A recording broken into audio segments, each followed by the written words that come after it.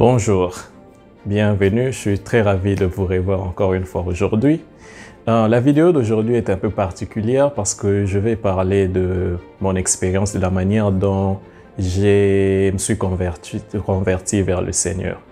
Donc avant ça, je vais un peu lire les Écritures pour vous donner un peu le contexte. On va lire dans 1 Samuel chapitre 3 du verset 1 au verset 11.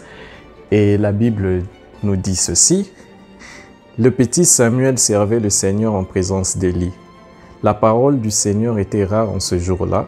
La vision n'était pas chose courante.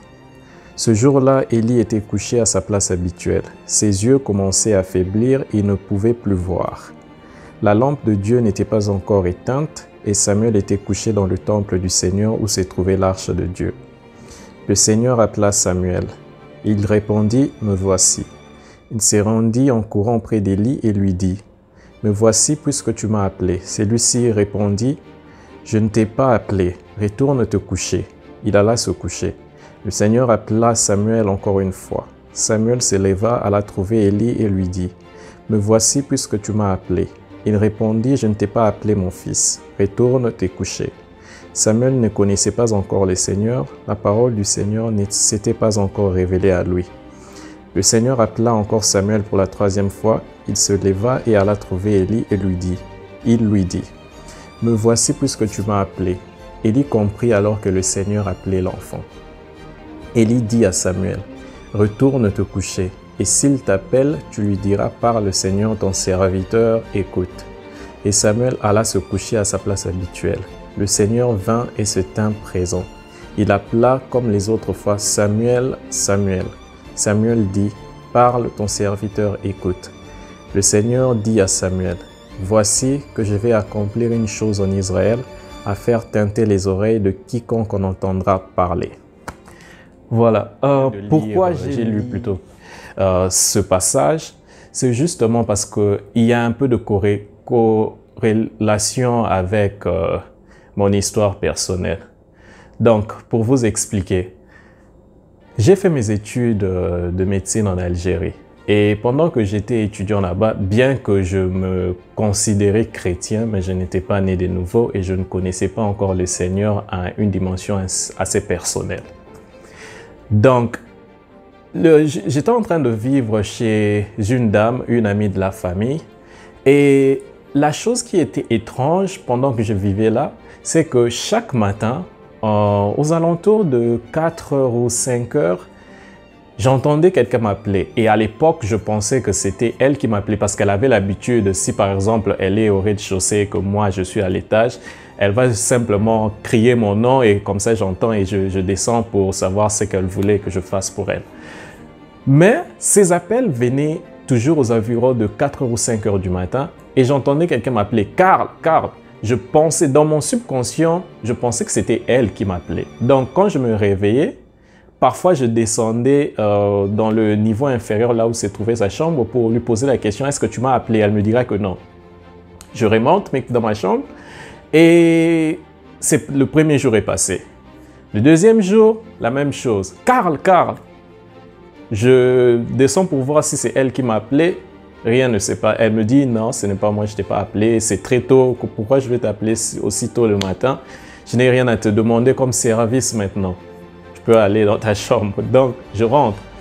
Et cette scène s'est déroulée plusieurs fois. Ce n'est pas une chose qui s'est passée juste une ou deux fois. Ça s'est passé plusieurs fois pendant de longs mois. Et comme j'étais ignorant à l'époque, je ne savais pas quoi c'était. Je pensais que c'était elle, mais en réalité, ce n'était pas elle. Je n'ai pas vraiment prêté attention à cela. Et cette histoire a continué jusqu'à ce que j'ai quitté l'Algérie. J'ai terminé mes études de médecine là-bas. J'ai quitté l'Algérie. Et quand je suis venu aux États-Unis, ça n'a pas continué, disons. Ça s'est interrompu pendant un moment. Parce que à cette époque-là, j'étais plus... En fait, il y avait tellement de choses qui se passaient dans ma tête que je cherchais un peu à me situer par rapport à mon avenir, par rapport aux choses que je désirais pour ma vie. Donc, j'étais complètement en dehors d'une concentration spirituelle, si je peux dire comme ça. Et puis, quand maintenant, j'ai commencé un peu à me stabiliser, à un peu retrouver les repères ici aux États-Unis, c'est là où j'ai commencé maintenant à m'intéresser à nouveau aux choses divines, c'est-à-dire à Dieu. Et là, la chose a repris, c'est-à-dire les appels. Carl le matin. Mais c'était plus aussi fréquent que comme ça a été pendant que j'étais étudiant en Algérie. Mais ça venait de temps en temps. Et là maintenant, ça a attiré mon attention puisque j'avais plus cette prétexte-là de croire que c'était elle, la dame qui m'appelait, puisque maintenant je ne vivais plus avec elle, j'étais complètement dans un autre pays. Donc certainement, ça ne peut plus être elle, ça doit être une autre raison. Mais néanmoins, comme je n'étais toujours pas né de nouveau, je ne faisais pas cette corrélation avec Dieu qui pouvait m'appeler. Et j'ai continué ma vie pendant quelques mois. Je pense, quand je suis venu aux États-Unis jusqu'à ma conversion, ça m'a pris 3 années, je pense.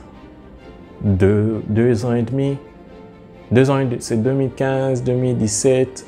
Oui, 2 ans. Ça m'a pris 2 ans. Et finalement, quand je me suis converti, quand j'ai donné ma vie à Christ, c'était dans ma chambre d'ailleurs, j'étais seul. C'est après avoir eu à parler avec un de mes amis, un ami proche. Je ne vais pas citer son nom parce que je ne lui ai pas demandé son autorisation pour parler de lui dans cette vidéo. Disons, j'ai eu une conversation qui était assez longue et profonde avec cet ami-là. C'est lui qui m'a expliqué un peu toutes les connaissances qu'il avait par rapport à Dieu et tout cela. Et après cette conversation, la nuit, je me suis mis à genoux dans ma chambre, j'ai fait ma prière, j'ai vraiment eu à passer, c'était un long moment de confession, vraiment, c'était très intense. Parce que j'ai même eu à pleurer parce que l'atmosphère était juste différente ce jour-là. Et après ma conversion, c'est là maintenant que c'est comme si mes yeux se sont ouverts, j'ai compris. Parce qu'un jour, j'étais en train de lire justement ce passage-là. Et pendant que je lisais ce passage-là, toutes les scènes, au fait, que je vivais par rapport à ces appels, Carl le matin, on commençait à revenir. C'est comme si un film se déroulait devant moi. C'est là où j'ai compris que c'était Dieu qui était en train de m'appeler, mais j'étais tellement ignorant et dans un autre système de pensée que je n'arrivais pas à, comme Samuel, je n'arrivais pas à saisir, à comprendre que c'était Dieu parce que je ne connaissais pas Dieu. Je me disais chrétien, mais je ne connaissais pas Dieu, ça il faut l'avouer. Je ne connaissais pas Dieu du tout, j'avais aucune relation avec Dieu. Je me disais chrétien juste de nom parce que j'allais à l'église le dimanche, c'est tout. Voilà, et quand j'ai compris, c'est là que j'ai finalement fait la corrélation entre l'histoire de Samuel et ma propre conversion. Au fait, Dieu était en train de me chercher et était en train de m'appeler plusieurs années avant même que je réponde finalement à son appel. Donc, pourquoi je vous parle de ça aujourd'hui? Je vous parle de ça aujourd'hui parce que je sais qu'il y a, pardon, il y a beaucoup de personnes qui se disent que Dieu ne s'intéresse pas à eux, à elles plutôt. Je vais vous dire ceci, Dieu s'intéresse à tout le monde et Dieu cherche le cœur de tout le monde. Tout être humain, que tu sois mauvais, que tu sois bon, que tu sois sorcier ou je ne sais pas moi quoi, Dieu cherche ton cœur. Le problème, c'est que comme on a nos yeux voilés, on ne sait pas reconnaître l'appel de Dieu. Et l'appel de Dieu vient de plusieurs manières. Ça peut être une situation difficile par laquelle tu es en train de passer. Ça peut être des gens qui viennent comment je vais dire ça, te parler de l'évangile.